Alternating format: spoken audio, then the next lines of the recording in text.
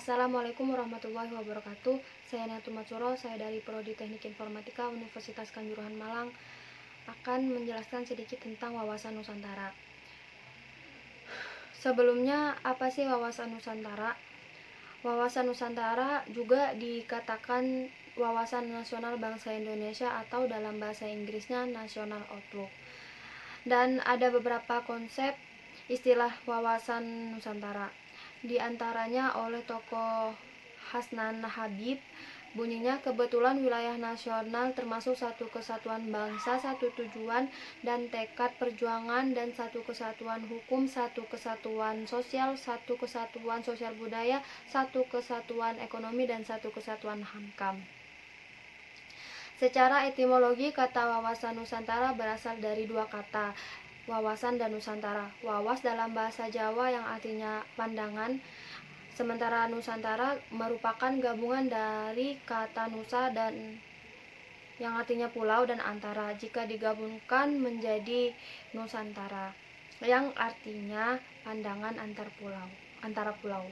Kemudian berdasarkan pengertian terminologis, yaitu wawasan Nusantara merupakan pandangan bangsa Indonesia terhadap lingkungan tempat berada, termasuk diri bangsa Indonesia itu sendiri.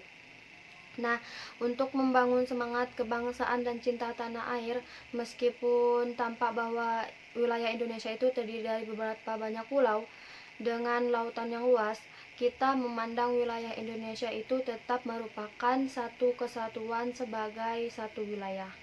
Meskipun bangsa Indonesia terdiri dari beragam suku dan latar belakang, kita juga memandang bangsa Indonesia itu tetap merupakan satu kesatuan.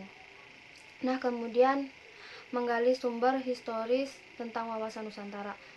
Sebelum keluar Deklarasi Juanda, wilayah Indonesia didasarkan pada Ordonansi 1939.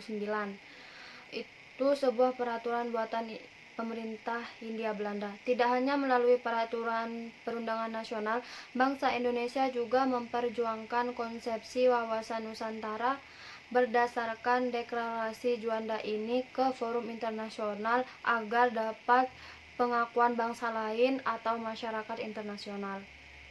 Berdasarkan sejarah, wawasan Nusantara bermula dari wawasan kewilayahan.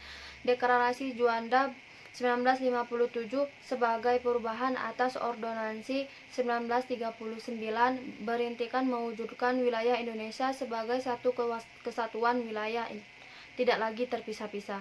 Namun seiring tuntunan dan perkembangan konsepsi wawasan Nusantara mencakup pandangan akan kesatuan politik, ekonomi, sosial budaya, dan pertahanan keamanan, termasuk persatuan sebagai satu bangsa. Namun dari latar belakang, sejarah, dan kondisi sosiologis, sebagaimana telah saya ucapkan, Anda dapat memahami betapa perlunya wawasan Nusantara bagi bangsa Indonesia. Kepentingan nasional itu merupakan turunan lanjut dari cita-cita nasional, tujuan nasional maupun visi nasional.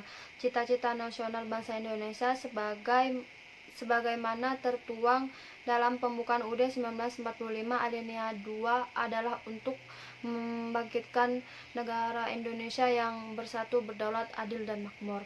Kemudian mendeskripsikan esensi dan urgensi wawasan Nusantara.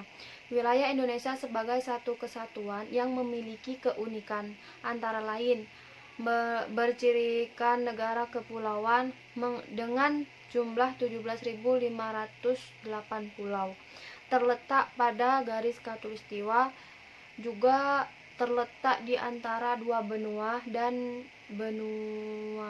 dua samudra. Kemudian wilayah yang subur dan habitable dan kaya akan flora, fauna, dan sumber daya alam. Ada keunikan lain dari Indonesia, yaitu memiliki jumlah penduduk besar sekitar 242 juta dan memiliki keragaman ras, agama, budaya sebagai konsekuensi dari keragaman suku bangsa. Demikianlah penjelasan dari saya mengenai bab 13 ini. Terima kasih.